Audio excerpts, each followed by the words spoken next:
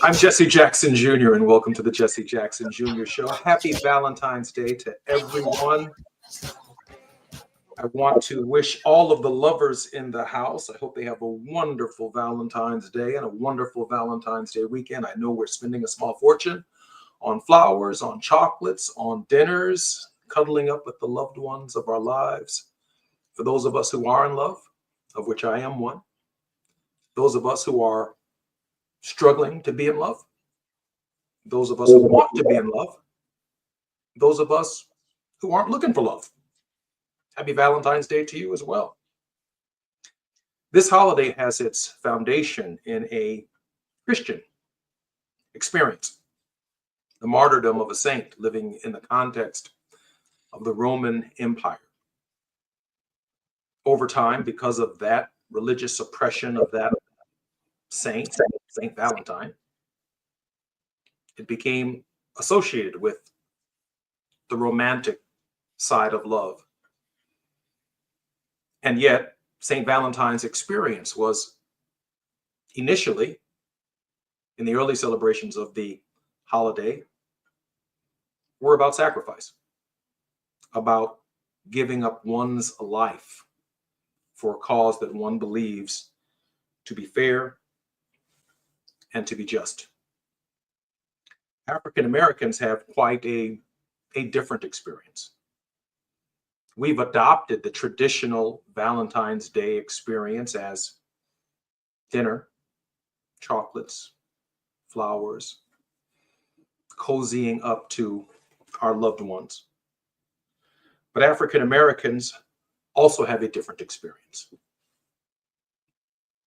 In 1993, a brother by the name of Ayo Handikindi, to highlight the unique experiences of Black relationship and community bonds, started Black Love Day on February 13th, a day that in its origin celebrated Black love in all of its forms, including familial, romantic, and communal connections. Its significance provides a space to acknowledge the unique challenges and triumphs of Black relationships within a society marked by racial disparities. I asked my girlfriend the other day a question, and it took us a moment to figure out where I was going with it, so bear with me on this Friday. I asked what was the physical position of the head of a Black man in 1619 arriving on our shores? What was the physical position of a Black woman, of her head in 1619? Certainly, many of those heads were beaten, but they were unbowed. They had been stripped away from their families and all of their surroundings, their culture, their parents, their children. Some of them too young to have developed and completed the rituals of manhood and the rituals of womanhood, the buys that tied, that connect men to women and to loved ones. A different experience for African Americans. And so Ayo Handikindi says that February 13th, yesterday, should be known as Black Love Day because we have a different experience. From 1619, when 19 scared Africans arrived on these shores, our relationships were in turmoil. We found ourselves not living in a country, but living in colonies and territories and states eventually. 150, 160 years later, we found ourselves living in a nation. We also found our lives in a probate process. I'm Jesse Jackson Jr. You're listening to the Jesse Jackson Jr. Show. When we come forward, we'll talk about the commodification of Black bodies. Say the quiet part out loud. KBLA Talk 1580. I have a dream today. They said it couldn't be done. They said we wouldn't make it, but history had other plans. This February, KBLA Talk 1580 celebrates the dreamers, the doers, and the breakthrough makers of Black History Month. Your station, your stories. We're KBLA Talk 1580. Wesley Financial Group is not a law firm. If you own a timeshare, don't miss this public service announcement from Chuck McDowell, founder of Wesley Financial Group. If you receive an unsolicited phone call or mail piece to discuss selling, renting, or especially canceling your timeshare, don't fall for it. If you really want out of your timeshare, hang the phone up immediately or throw that mail piece in the trash and contact your timeshare resort or Wesley Financial Group for assistance with your timeshare. As the only Inc. 500 timeshare cancellation company, our knowledge, experience, and results has made Wesley a trusted resource for over 40,000 families we've helped get out of their timeshare. Give us a call and I'll send you our timeshare exit information kit free with the straight facts about your timeshare and all of your options for cancellation. Call for your free info kit, 800-511-2112. That's 800-511-2112. 800-511-2112. The following is not a contest and is a paid advertisement by Family Vacation Getaways for the purpose of soliciting sales of vacation ownership. For complete details, please visit fvgradio.com. If you want a complimentary stay in Cancun at a luxury resort, then Family Vacation Getaways may have your ticket to paradise. We're giving away a 5-day and 4-night stay to the first qualified 50 callers who can name an animal that lays eggs and is not a bird. An animal that lays eggs and is not a bird. Do you know it? Call now, 800-868-6431, 800-868-6431. You may also be eligible for an exciting bonus vacation to Orlando, Florida for just $398. And don't worry about anything ruining your plans. We can extend your travel up to 18 months. Name an animal that lays eggs and is not a bird, and you may be eligible to get a complimentary Cancun resort stay and an optional bonus vacation to Orlando for just $398. What are you waiting for? Call 800-868-6431. Again, call 800-868-6431 and give us your answer. Time is up. The IRS is in full collection mode for 2024, issuing liens, levies, and garnishments to anyone who has a past tax debt or unfiled tax returns. Don't wait till it's too late. Your paycheck and bank accounts are at risk of being seized. Call now and stop the collection process today. If you're living check to check, no matter how much you're making, you still may qualify for the Fresh Start programs offered by the IRS to reduce or even eliminate your tax debt. It's just a 5-minute call to get your options, and it's free. If you owe back taxes, have years of unfiled tax returns, under audit, have a wage or bank levy, or finally just want to sleep better, business or personal, call the experts at Republic Tax Relief while there's still time. A+ rated by the Better Business Bureau, and tough. This veteran-owned company has the fight you need to take on the IRS. Don't go at it alone. The call is free. Call their hotline number now, 800-652-1714. That's 800-652-1714. Find out if you qualify today. Call 800-652-1714 or go to republictaxrelief.com. This is KBLA Talk 1580, where hate meets a scholarly match. Hey!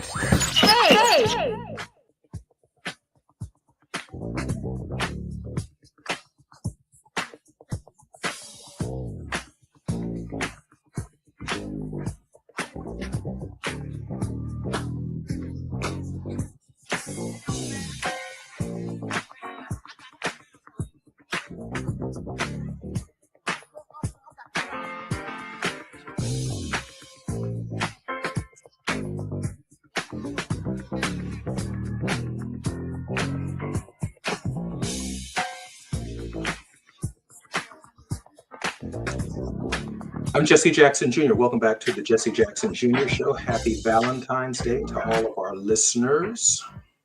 Today on this Valentine's Day, I'm discussing relationships and the law. How Black love has moved through time in the context of the law. I had a wonderful guest on my program a few weeks ago, Attorney Ted London, historian, thought leader, a trust lawyer. And he said, Jesse, one of these days, I'd like for you to opine on the idea of the Negro and the probate process. I went to law school. I did not take the bar.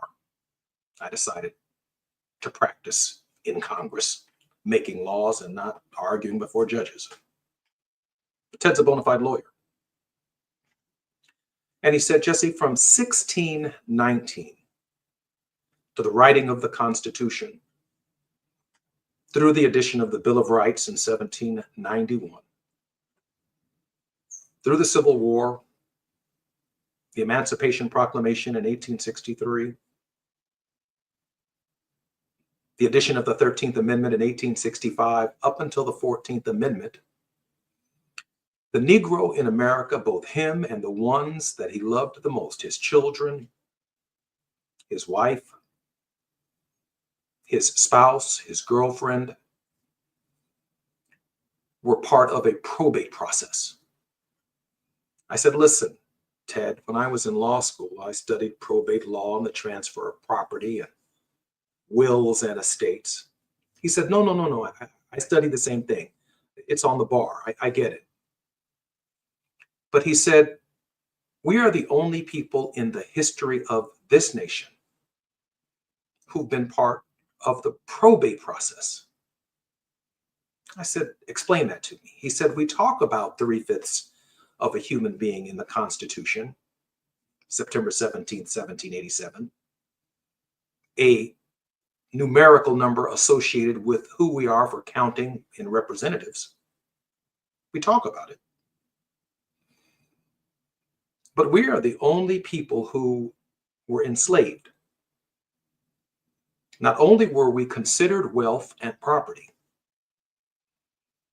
but we could be transferred to our children to be their slaves, and then transferred to their children's children. And your name, Jackson, may be tied to a transferring process that emanates from the beginning of the slave trade itself. He said, I really don't believe my last name is London. But somewhere along the line, I became a London. And my name was passed on through the probate process, the transfer of property, where someone that you love, that you care for, your spouse, could be transferred. And regardless of the fact that you may have thought you were married in a spiritual sense, you may have jumped over the broom together. Not only could you as a male slave be sexually assaulted and then go back home and try and hold your head up in the presence of your woman, not only could she be impregnated by someone on the plantation, the overseer, the slave master himself, his friends, but you were part of the probate process. And your offspring became part of the probate process. That is, when your owner died, you were transferred to the next owner. It was understood that you were someone's property. And whatever sense of familial connection or love, Valentine's Day, that our ancestors had through that process, there was always this understanding that our families and relationships could be torn asunder. And upon his death, no freedom for us. Just transfer. Hence, Thomas Jefferson's will or living trust. He transferred his property. They transferred their property. One thing we obviously know psychologically is it is impossible to develop a loving relationship with no expectations that you will be in that relationship very long. And yet the law itself followed our Valentines. It's not easy to accept. But it is in that transferring of property process that the Negro himself, his existential existence, becomes one and the same with the changing of the law. I'm going somewhere with this. The Negro is the Constitution. It follows his love. It follows his relationships. It follows her feelings, her dreams, her prayers. Often our relationships, our own opinions and feelings notwithstanding, are tied to whether or not the law allows us to engage in those relationships. There was a case called Loving versus Virginia, an interracial relationship. A series of cases that determined that interracial marriage was illegal. Jack Johnson, pardoned, I believe, by Donald Trump in his first term. In fact, before Donald Trump was president, I, along with a number of members of Congress, offered legislation, largely supported by Ken Burns, the documentarian, to pardon Jack Johnson.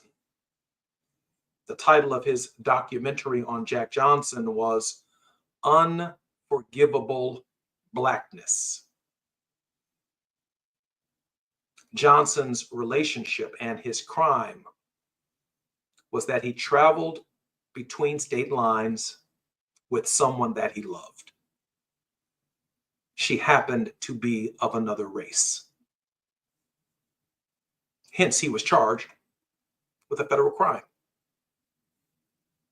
He wasn't able to truly express his love until the law changed. And it never changed in his lifetime. Hence, he was pardoned posthumously.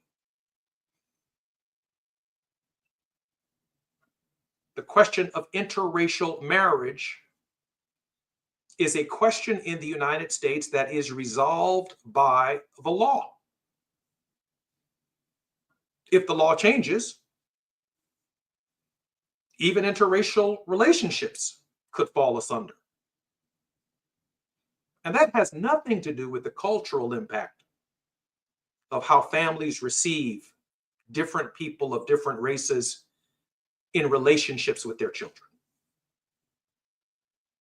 We were probate. And in the eyes of the law and lingering aspects of the law, African Americans are still tied to the probate process. So in 1867, 1868, when the 14th Amendment is added to the Constitution, equal protection of the laws, love in the African American familial and cultural experience began to change. I could literally call her my wife. And my relationship was recognized by a municipal court, or recognized by a state court, or recognized by the government itself, until, of course, clarity offered on the question in Loving versus Virginia, that interracial relationships were unacceptable. Our lives in this country, our love in this country, follows the law.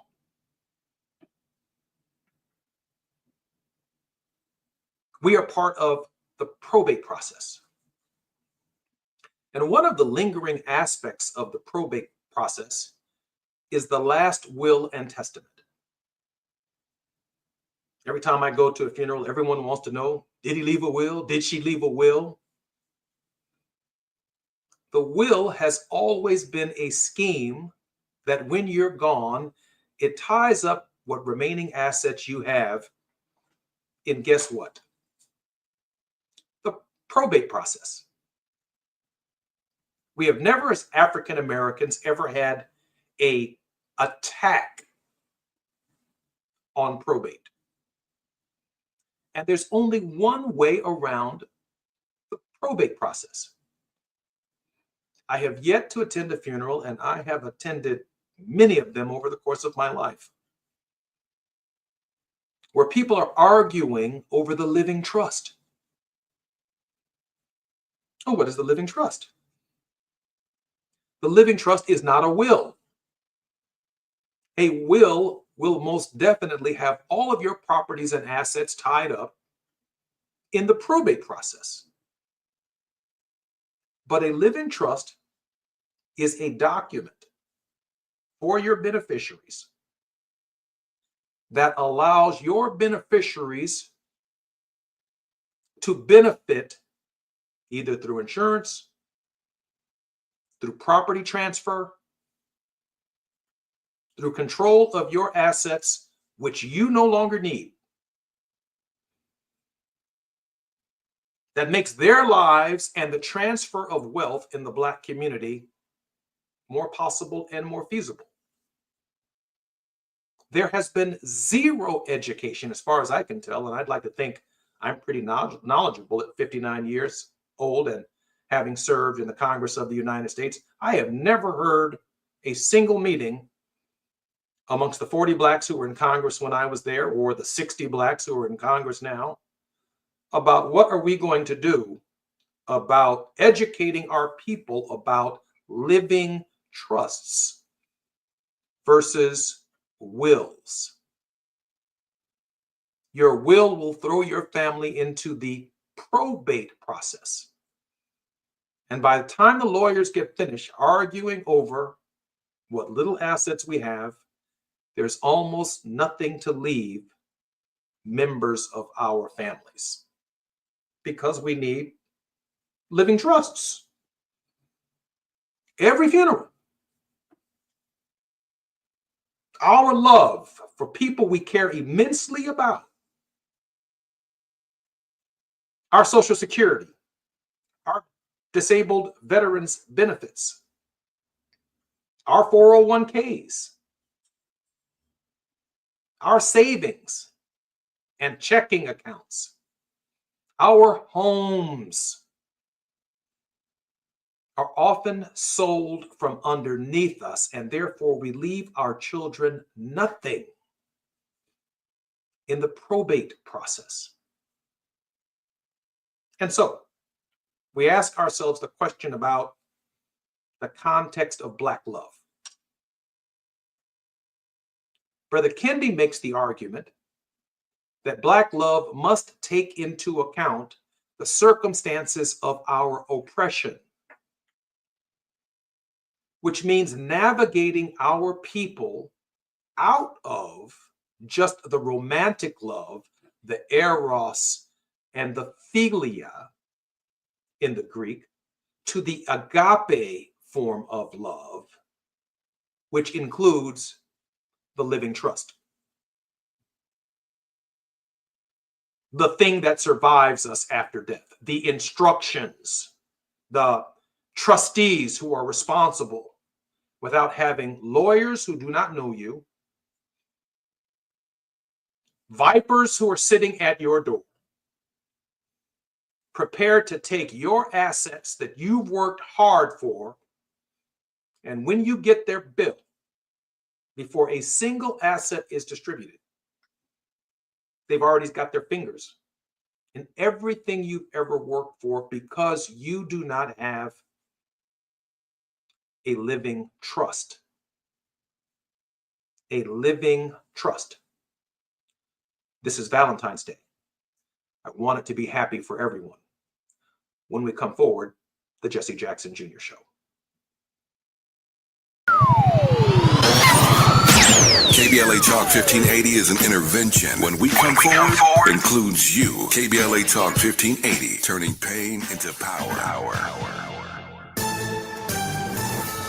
I'm Amber Payton with 4 Things You Should Know with BIN News. The Trump administration is cutting Obamacare outreach funding by 90%, slashing Navigator grants from $98 million to $10 million. Officials say the move shifts focus to lowering premiums for those who do not qualify. Black New York City Mayor Eric Adams announced the city will close 6 more migrant shelters. The city plans to shut 52 shelters by June 2025, claiming it has helped 80% of asylum seekers move forward. D.C. Mayor Muriel Bowser and D.C. leaders are gathering public input on redeveloping the former RFK Stadium site. At a packed meeting, Bowser pushed for a new stadium to attract major events while some residents prioritized retail development. And Westchester County, New York executive Ken Jenkins unveiled Blueprint for Change, a report on improving Black residents' quality of life. It offers policy recommendations on economic development, housing, and education. I'm Amber Payton on the Black Information Network, your home for Black News First. If you or someone you know is affected by the Los Angeles wildfires, you are not alone. No matter how sad, scared, or heartbroken you feel, CalHope is here for you and all those affected by the devastating wildfires. Find free, safe, and confidential mental health support at calhope.org. This is the KBLA Sports Minute with Ray Richardson. The USC women's basketball team and their superstar Juju Watkins gave number 1 UCLA their first loss of the season Thursday night, a 71-60 win in front of a sellout and star-studded crowd at the Galen Center. Juju had 38 points, 11 rebounds, and 8 block shots. The win snapped UCLA's 23-game winning streak and moved USC in the first place in the Big Ten Conference, a half a game ahead of UCLA. USC and UCLA will meet again March 1st at Pauley Pavilion. Some of the celebrities in the house to watch last night's game: comedian Kevin Hart, actresses Sanae Lathan and Jessica Alba, USC legend Cheryl Miller, Dodgers manager Dave Roberts, Washington Commanders quarterback Jaden Daniels, Russell Westbrook, LA Sparks guard Kelsey Plume, former NBA players Dwayne Wade and Danny Ainge, and Vanessa Bryant and her daughter Natalia, a film student at USC. No debates, no speculation, just the info you need. That's your KBLA Sports Minute. I'm Ray Richardson on KBLA Talk 1580.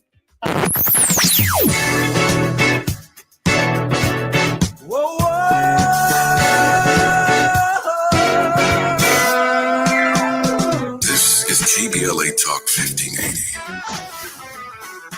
Talk radio. That's music to your ears.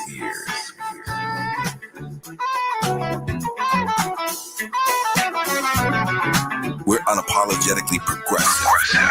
KBLA Talk 1580.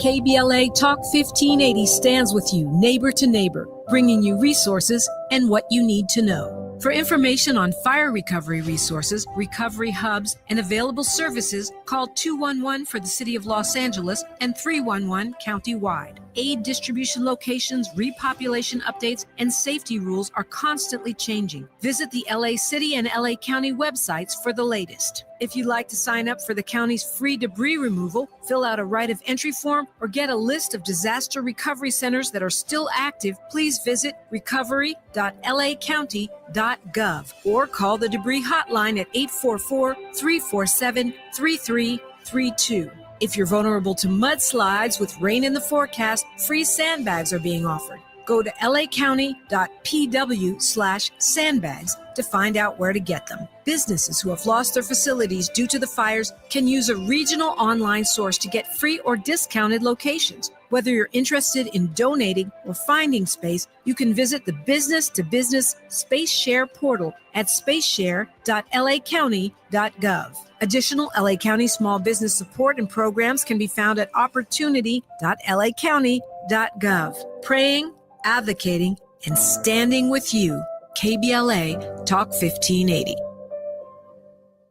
We all hear the radio ads about the IRS. They tell you to be afraid, to be scared, and they try to frighten you into calling. I'm not here to do that. Tax Relief Advocates is different. TRA is here to tell you that if you owe money to the IRS, whether it's $5,000, $50,000, or $500,000, we have a solution. It doesn't matter if you're sitting in your car, at work, or with your kids. No matter where you are, call now. 800-550-9651. Don't lose hope. TRA can eliminate or reduce what you owe to the IRS. Generous programs are now available that can give you a fresh start. Our passion is taxes and helping individuals fix their IRS problems. We have over 1,000 five-star reviews on Google and an A+ with the Better Business Bureau. You don't need to be afraid of the IRS any longer. End your tax nightmare today by visiting us online at TRA.com or call 800-550-9651. That's 800-550-9651. Tax Relief Advocates. Real solutions for real people. At Charmin, we heard you shouldn't talk about going to the bathroom in public, so we decided to sing about it. Charmin Ultra Strong. You can use less, better than the rest. Charmin Ultra Strong. Your booty past the clean test. Salmon weave texture, it's the best. Study up, teach a lesson on fresh. Your booty past the clean test. Yes, sir. Charmin Ultra Strong. Charmin Ultra Strong with diamond weave texture cleans better than the leading one-ply brand, so you can use less. Enjoy the go with Charmin. If you have unfiled taxes or are in debt to the IRS, this is important news. Did you know the IRS has a program specifically designed to help people struggling with tax debt? Powerful tax assistance programs that can save you thousands if you qualify. No one knows these programs better than the experts at Optima Tax Relief, America's most trusted tax resolution firm, A-rated by the Better Business Bureau. Their award-winning team of tax attorneys and licensed professionals have resolved over $1 billion of tax debt for their clients. One call to Optima can start the process, helping to end your worries about wage garnishment, asset seizure, and other IRS actions. Make sure you're getting the best options to resolve your tax problems. Call the experts at Optima today for a free confidential consultation. Call 800-919-9077. 800-919-9077. 800-919-9077. Optima Tax Relief.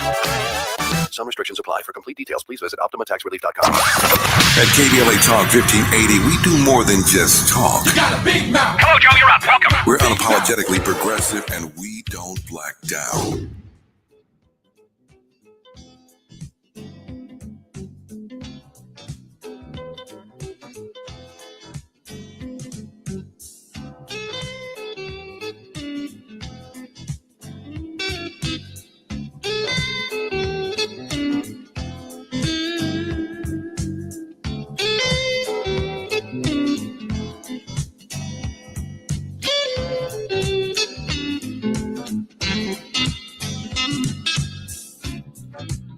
I'm Jesse Jackson Jr. Welcome back. Welcome forward to the Jesse Jackson Jr.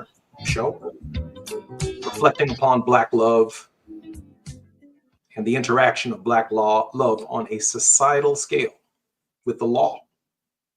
When we could truly love and not worry about having our relationships torn asunder.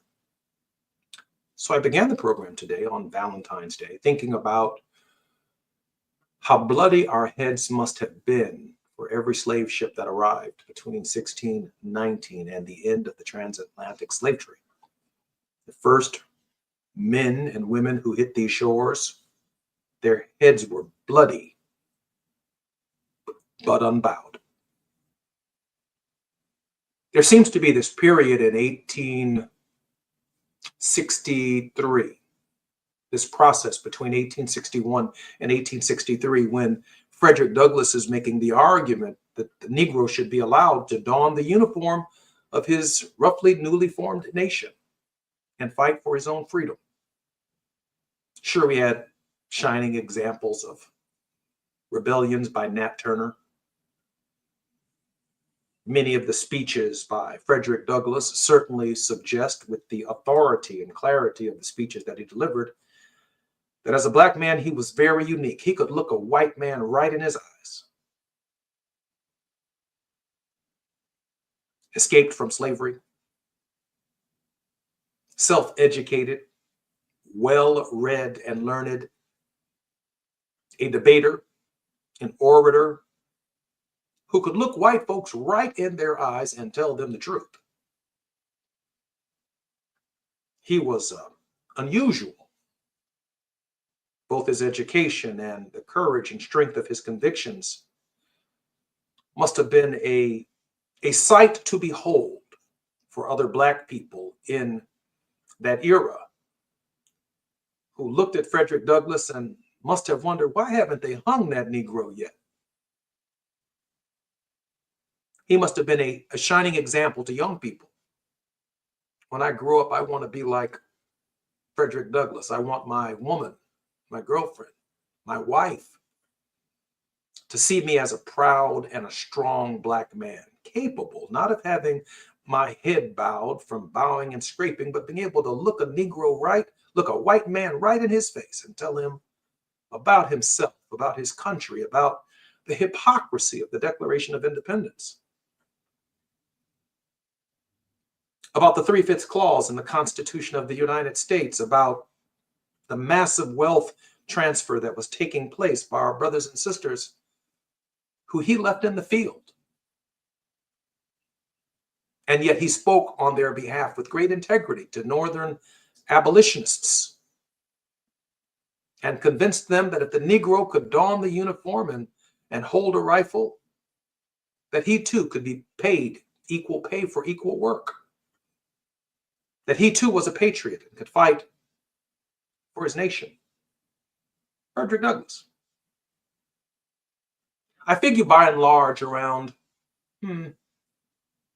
towards the middle of Reconstruction, African Americans who were abandoning the sharecropping experience and others who were stuck in the sharecropper experience were at least engaged in some form of transactionalism, that, hey, we will sharecrop on land that we used to pick cotton. We can now grow our own produce. We may even live on that land. But then old Briar Rabbit came around and put the Negro in debt, always owing white folks, caught in a perpetual cycle of debt, not owning any land, and having to go once a month and say, I can't make the note this month. Head bowed. I figure sometimes towards the end of Reconstruction, there were more and more African American men and women lifting their heads. We had African Americans in Congress and some African Americans entering state legislatures. And so Black men could vote. And even in voting, in the context of voting, we were still asked to count jelly beans or count marbles or guess how many grains of sand were in a jar, because we couldn't count, some of us. We just turned around and didn't vote. Or the terror of the Klan, the Night Riders, and others, while men and women tried to defend their families. This period was brutal and violent, and even more violent in Jim Crow. So much so that we had to shuffle and dance and watch our women be debauched, mistreated through the entire experience. Black men had to welcome their women back after they had been maltreated, abused, sexually assaulted. Black women had to welcome their men home after they had been abused, mistreated, sexually assaulted. And somehow in the midst of that treatment, Black love still mattered. Relationships still mattered. We still had each other. Oftentimes not wanting to share with our children, I can only imagine the experience that we had endured. Stony the road we had trod. The price that we've had to pay. Suppressed Black trauma. And then pushing forward Black love, separating as best we possibly can the traumatic experience from the next generation. I figured after Jim Crow and dancing and shuffling and having to enter into the back of restaurants and not being able to sit at the countertops and being called names and having to drink in whites only fountains. Yet somehow our love changed after Brown versus the Board of Education and the modern civil rights movement and Rosa Parks, who held her head up, citing the traumatic experience of the death of Emmett Till earlier that year. Black love. We have these symbols of Black love that matter and people who held their head up, but there's been this constant process from the inception of our nation to tell us to keep our heads down. When I come forward, we're going to go to the Super Bowl, talk about that halftime show. I'm Jesse Jackson Jr. A safe place to go loud. A great place for progressive politics. KBLA Talk 1580. We ask seniors how to prevent Medicare scams. My best advice, if you get a phone call, do not talk to the person. These people are well trained. Don't talk to them. They don't know me. They're just trying to scam me. Don't be fooled. Hang up. Just hang up. Never give out your Medicare number. They're going to get your number to put in a false claim.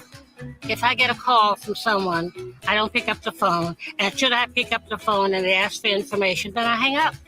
How do you detect Medicare fraud?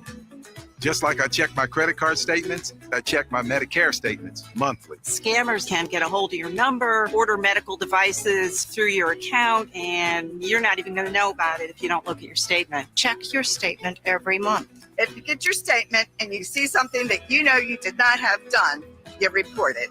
Call your Senior Medicare Patrol.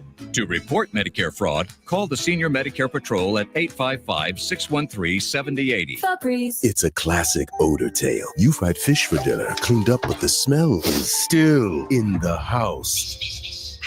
And the neighbors are coming over for game night. They're on their way. And then you spray Febreze Air Mist. Febreze Air starts working instantly to fight even your toughest odors, so you go from fish to fresh like that. Now, all you have to worry about is Pam cheating at charades. Breathe happy, Febreze, la la la la la. Count on Lowe's to lend a hand to prepare, recover, and rebuild during the wildfires. We're part of your neighborhood and want to make sure you have the supplies you need when you need them. Every day, we're here and always ready to help you, your family, and your home. Visit Lowe's in-store or online to get emergency supplies now and learn about relief efforts in your area. Hey there, Los Angeles. This is James Lucky Jr., publisher and editor of Los Angeles News Observer. Are you hungry for news that matters to you in the African-American communities of Los Angeles? Well, buckle up, because we got the scoop you've been craving. Stay in the know and never miss a beat with our free weekly publications conveniently available near you. Or hop on the digital wave and become an exclusive subscriber at OGNSC.com. Don't forget to join the party on Instagram and Twitter at OGNSCINC for behind-the-scenes access and sizzling updates. No more FOMO. Let's stay informed, connected, and empowered together. KBLA Talk 1580. We've got a lot to talk about.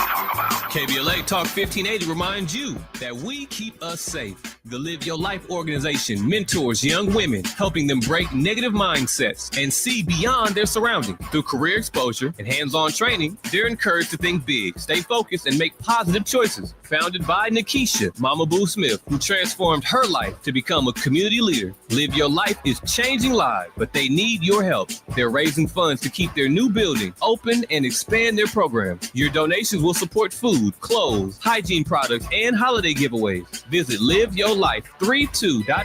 That's LIVEYOLIFE32.com to help today. This is a community call to action from KBLA Talk 1580. I started vaping my freshman year of high school, mostly because all my friends had vapes. I wanted to fit in with them and look cool and be a part of everything that they were doing. The hardest part about quitting for me was all my friends still hitting their vapes right next to me.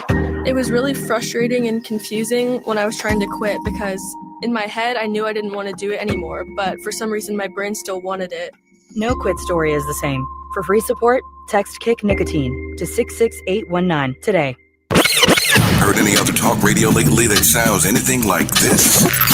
We didn't think so. You're listening to Unapologetically Progressive KBLA Talk 1580.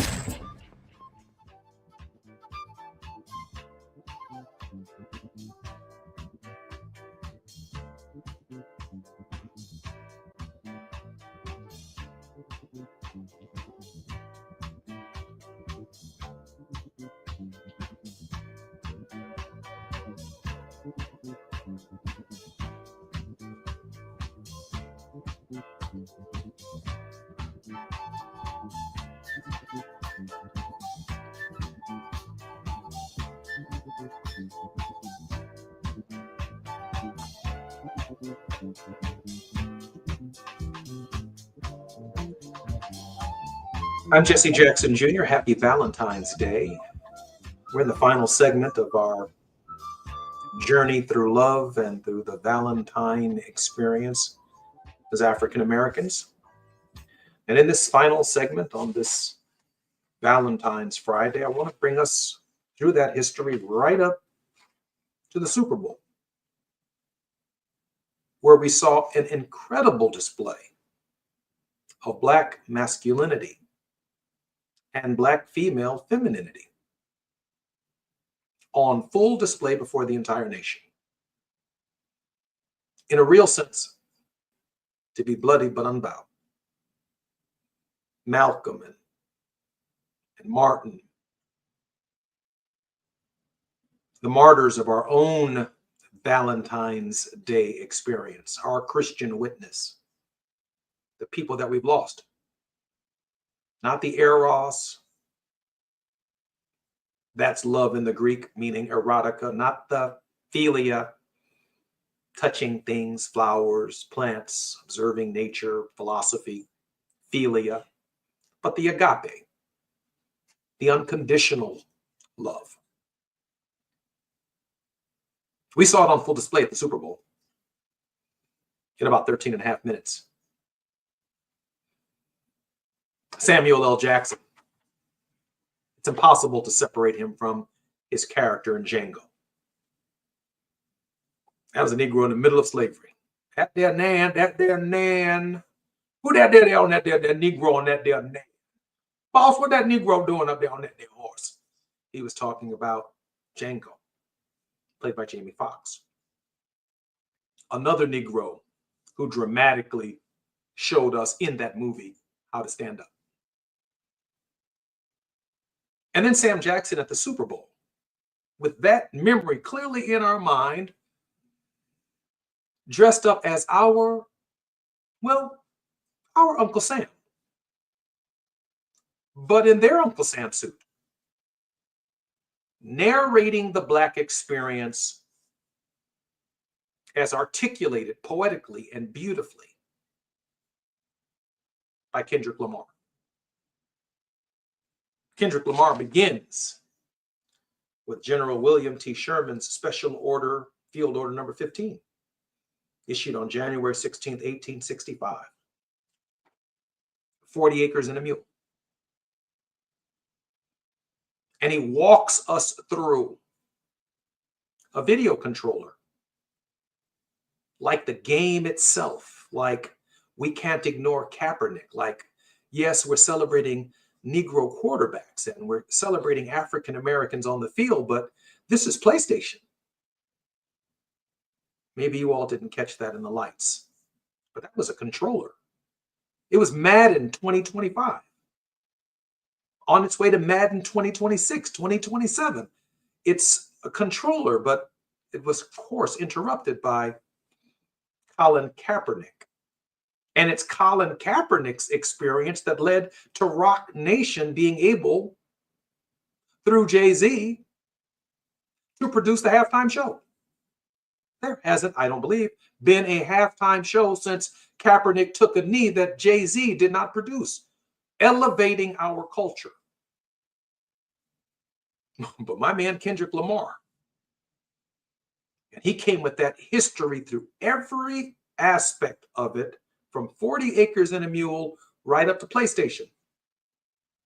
Controlling Negroes. I remember when I was growing up, and I know Kendrick Lamar and others are too young to probably remember it with the way I remember it, but Marge Schott, I think she owned the Cincinnati Reds. Billionaire Marge Schott. She's a mean old nasty little white lady from Ohio. Nasty. Called her athletes on the football team her $1 million niggas. Yeah, I said it. Google it. Her $1 million Negroes, but she said niggas. It didn't matter how much money they had to her. That's how rich she was. Y'all still my niggas. And that's what, 1980s, 1990s, not long ago. Kendrick Lamar and others may not have even been born yet. I remember. Kendrick walked us through that history. And the whole nation doesn't know how to handle it. It was like beating drums. It was like saying, we're still here. He said, we are responsible for the culture. We are responsible for the Constitution. We define love in this experience. From the inception of the Republic itself to the present, we are the Constitution. And so when it's disrespected in Washington, when it's caught up in legal processes, when people issue executive orders, when we watch people walk through the U.S. U.S. Agency for International Development and no longer want to send money to Africa or food to feed poor Africans, we are part of the process. Our engagement or disengagement impacts Africa because we are the Constitution. That's a different kind of patriotism. This is not a perfect experiment, but it is the best experiment in human history. Why? Because we've defined it. Every person who comes to the United States has a right not to be in slavery. We did that. Every person has a right to equal protection of the laws. The debates around the 14th Amendment, to this day, we created that. Black men voting for Kamala Harris, black men arguing that some of us should vote for Donald Trump. That's your right. But we're responsible for the 15th Amendment. And as a result of the Reconstruction Amendments, we laid the foundation for the suffragettes, allowing all women to vote with the 19th Amendment. Our Constitution. There is no democracy until we defined it as a democracy. It's always been authoritarian and oligarchical. And then the 26th Amendment.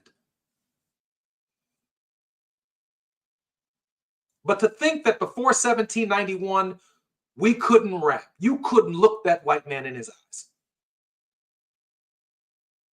You better not whistle at that white woman. You better not stare at her too long. Our Constitution, and by the way, our history ain't about that. But we've defined the freedom system.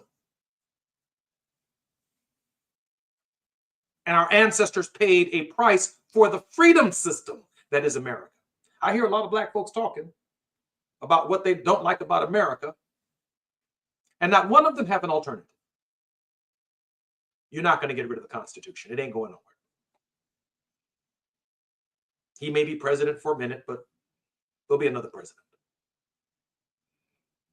The Constitution isn't going anywhere.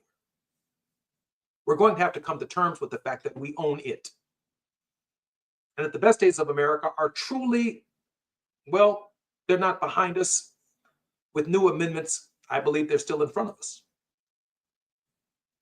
We'll move from waiting for Congress to pass some legislation and every 2 years figuring out who controls Congress to the idea that we have something in common together.